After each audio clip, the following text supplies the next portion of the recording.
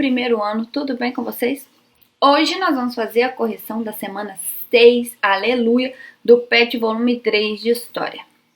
Gostaria de dizer para vocês que o PET 4 também estarei... isso na internet. Quero dizer para vocês que o PET 4 também estarei aqui. Não sei se pontualmente, mas estarei aqui se Deus quiser fazendo todas as correções.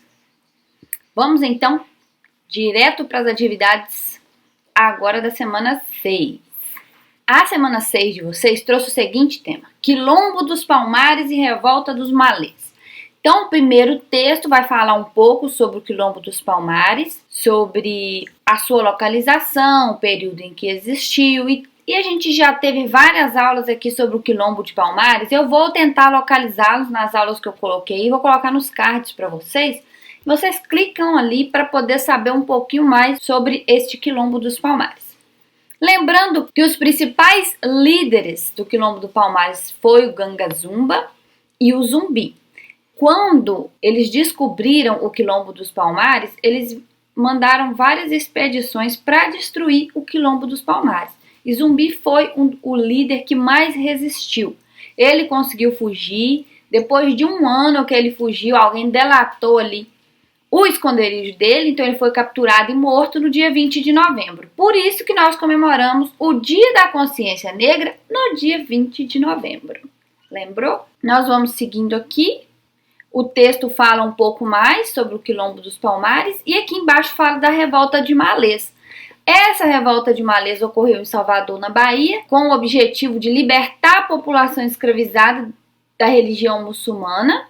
E Malê, no idioma iorubá, significa muçulmano. Então, os escravizados ali da região de Salvador fizeram uma rebelião generalizada em vários lugares de Salvador em mesmo horário, porém a revolta ela foi massacrada aí pelas forças policiais, né? Devido às ações policiais, ela não foi à frente. Aqui o texto fala um pouco mais.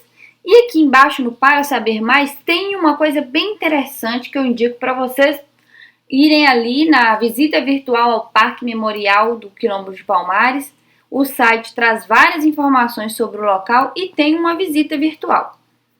Então clica lá, vai nesse site e olha para vocês verem como que é legal essa visita virtual. E tem outras indicações aí que é bom vocês também entrarem para aprimorar o conhecimento. Vamos aqui então para as atividades. Atividade número 1. No Brasil, o quilombo foi uma das formas de resistência da população escrava. Sobre os quilombos no Brasil, é correto afirmar que resposta correta é a letra E.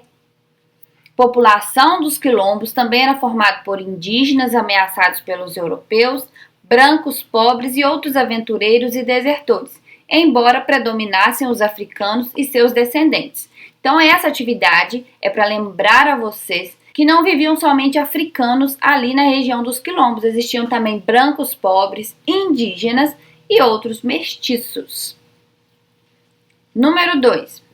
A forma mais elaborada de resistência à escravidão se deu por meio dos quilombos. No Brasil, considera-se o mais importante o de Palmares, que, resposta correta, letra B.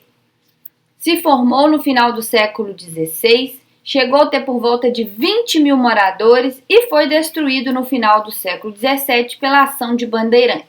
Esses bandeirantes aí foram liderados por Domingos Jorge Velho. Número 3.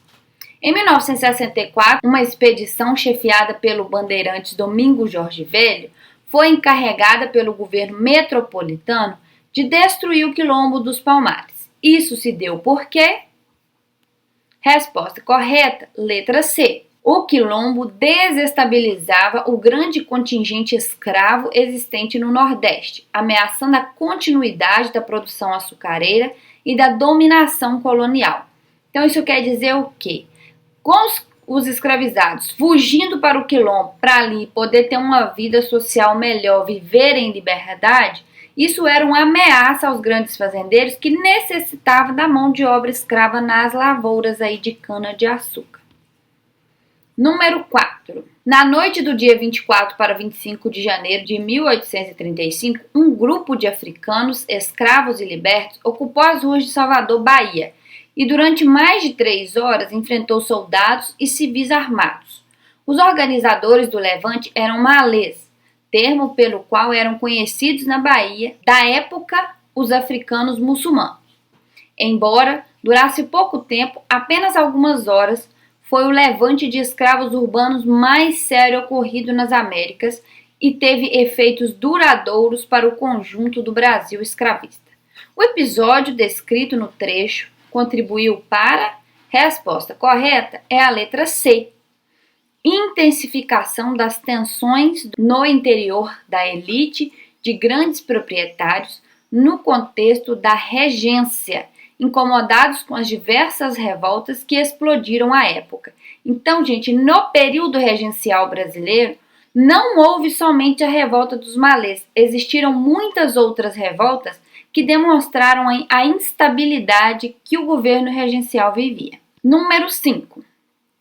Os grupos de escravos egressos da Costa da Mina, sob diferentes identidades, Nagô, Alçá, GG, Tapá, promoveram o maior ciclo de revoltas escravas africanas de que se tem notícia na história do Brasil.